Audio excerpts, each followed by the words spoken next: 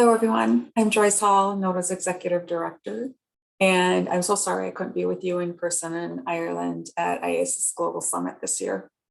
I hope that everything is going well. Today's presentation that NODA would like to share is about transforming institutional strategy toward a new era of student success. And let me tell you a little bit about NODA before I get started. So NODA is a nonprofit association. We are based at the University of Minnesota Twin Cities in the United States, and we are the Association for Orientation, Transition, and Retention in Higher Education. And we're an inclusive community that enhances and elevates orientation, transition, and retention practices in higher ed. And we also cultivate professional development of education of student leaders, graduate students, practitioners, and scholars. Today's presentation, I have some learning outcomes that I want to make sure you walk away with, and that is an understanding of the environmental factors impacting student success.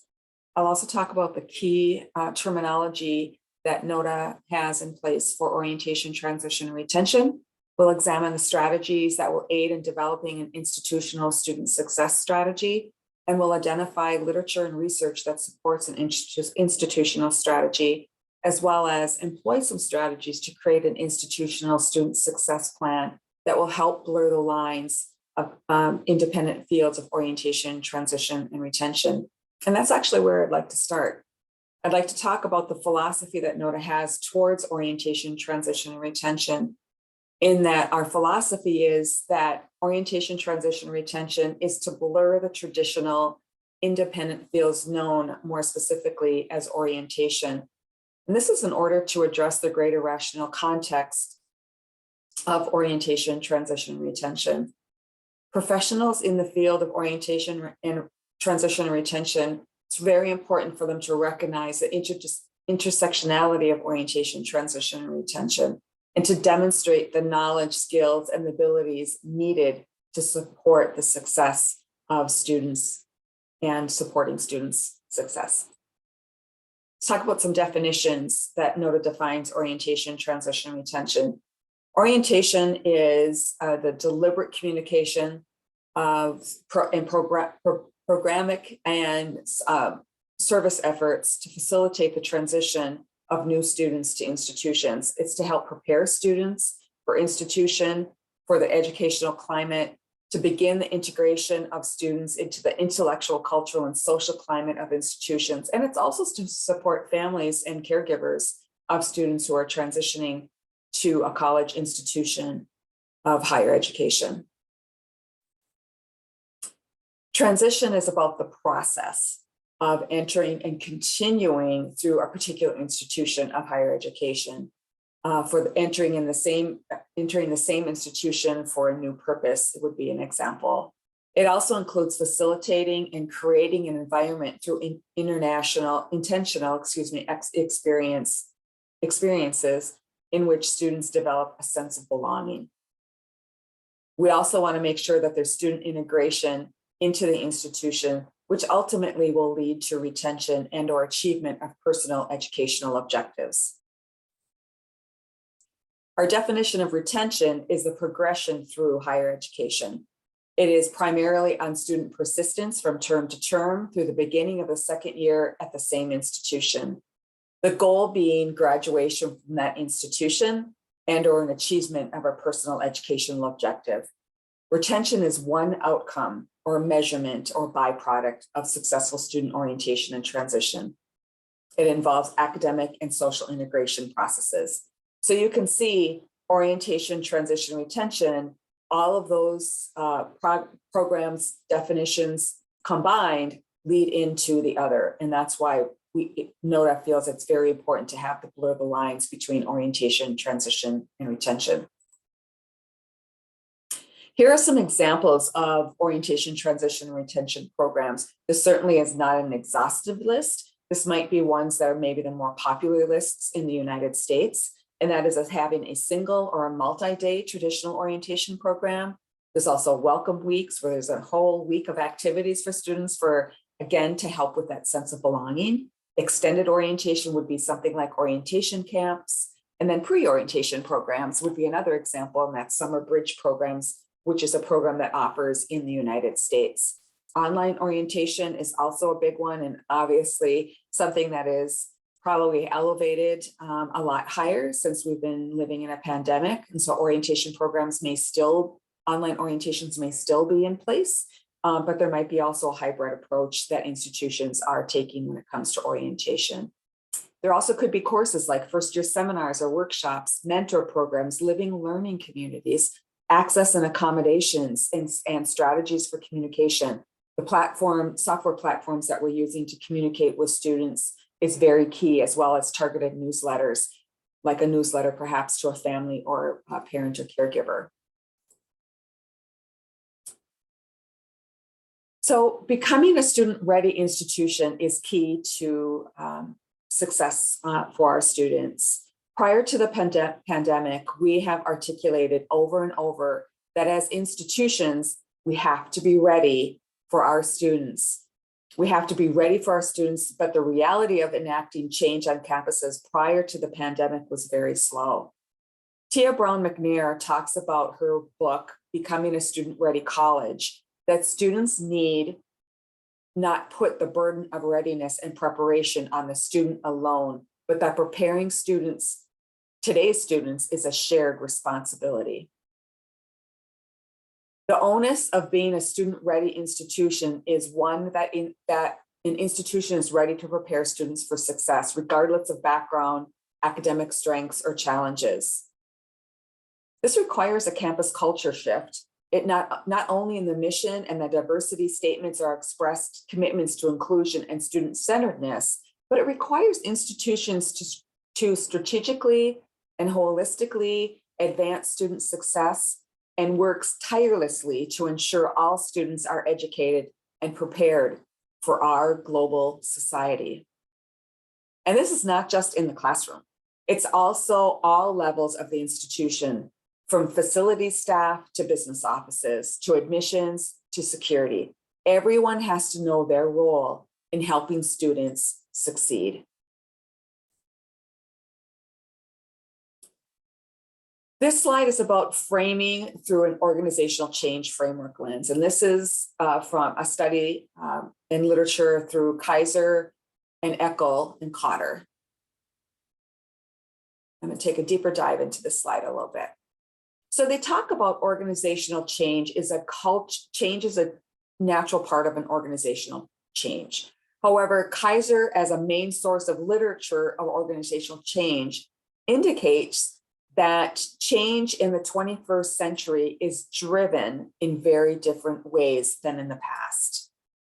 Change in the current era is impacted by higher education is now connected to the global economy. There is a greater public investment of sense of accountability for higher education. Diverse students are enrolling at higher rates than ever before, and they're engaging campuses differently. The campus environment has been corporatized for profit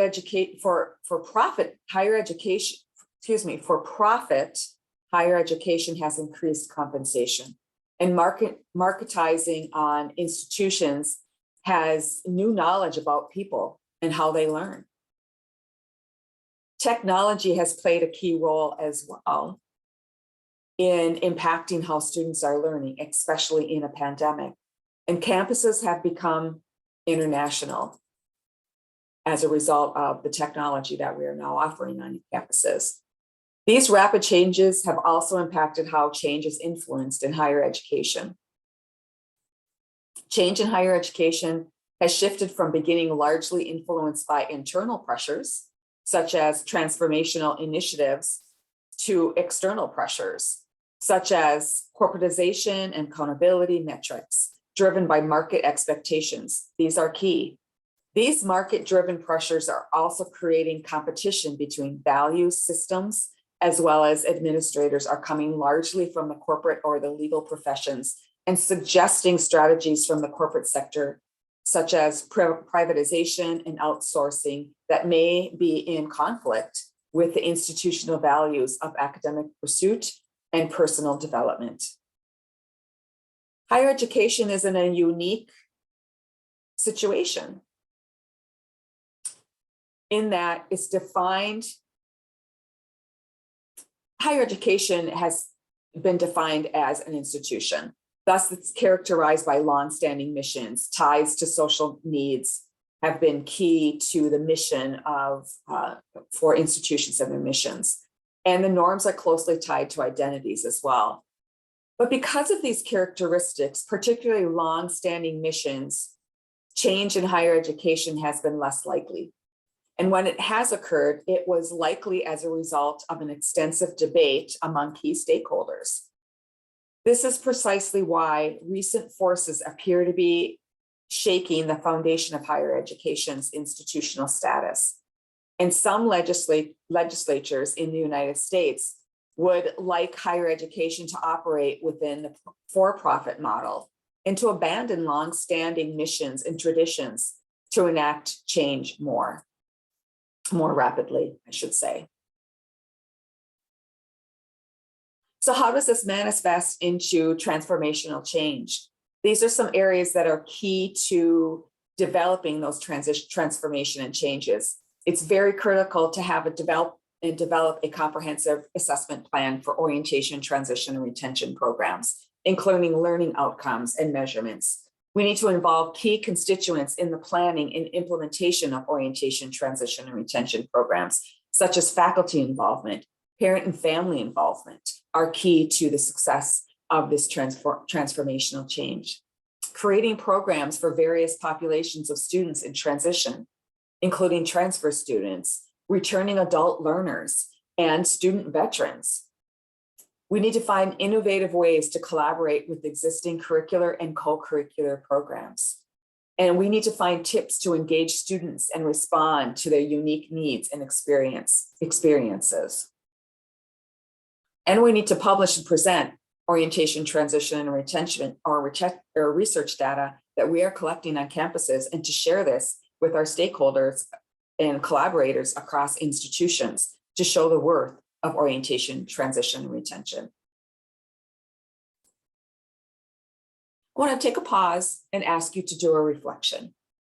What is the one specific issue that you feel is the most critical to address in regards to your orientation, transition, and retention programs? This can be very concrete, such as developing a specific strategy to increase retention, determining an ideal program element for a new Welcome Week program, as an example, or developing an assessment plan for a transition program initiative, or a change in policy and or a practice. Those are some concrete examples. Your program reflection could also be abstract in that it's developing a set of learning outcomes to guide the overhaul of orientation, transition, and retention programs on your campus. Developing a student-centered culture on campuses towards student success, and exploring how your office or your institution will prepare students for the challenges of the world that they will be inevitably facing. And this is a global situation. So again, my reflection question to you is, it could be concrete, it could be abstract. What is the one specific issue that you feel is the most critical to address in regards to your orientation, transition, and retention programs?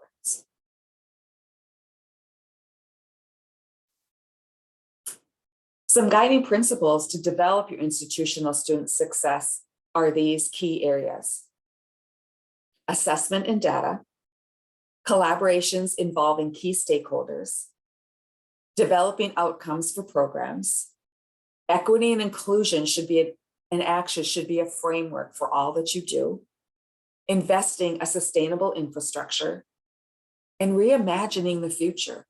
This pandemic has forever changed higher education globally.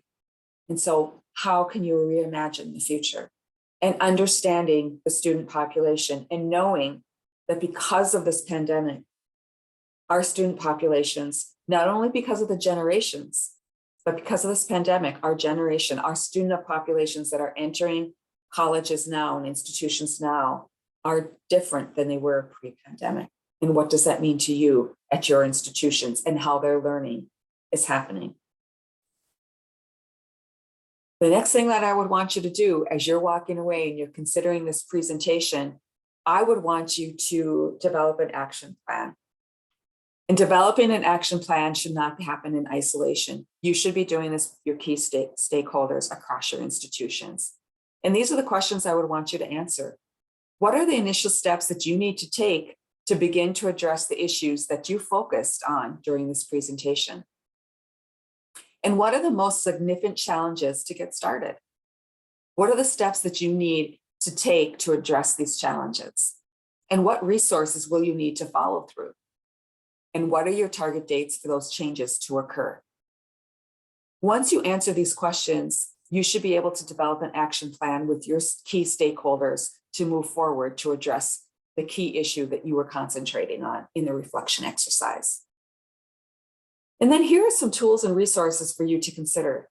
NODA has a scholarly journal called the Journal of College Orientation, Transition, and Retention. It is an open access journal that you can access through our website, through the University of Minnesota Twin Cities is where our journal is posted.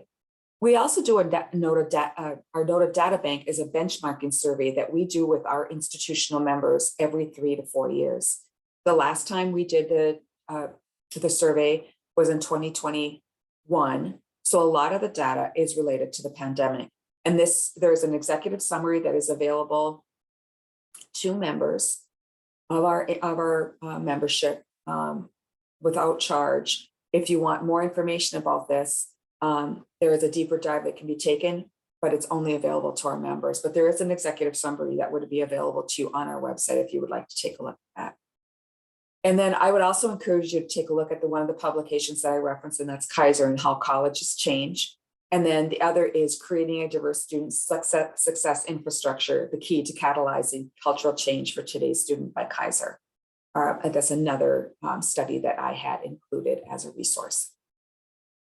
Other publications from NODA is Building Successful Transitions. This is our foundation. This is the research behind orientation, transition, and retention. Our orientation manual provides several samples of planning orientation.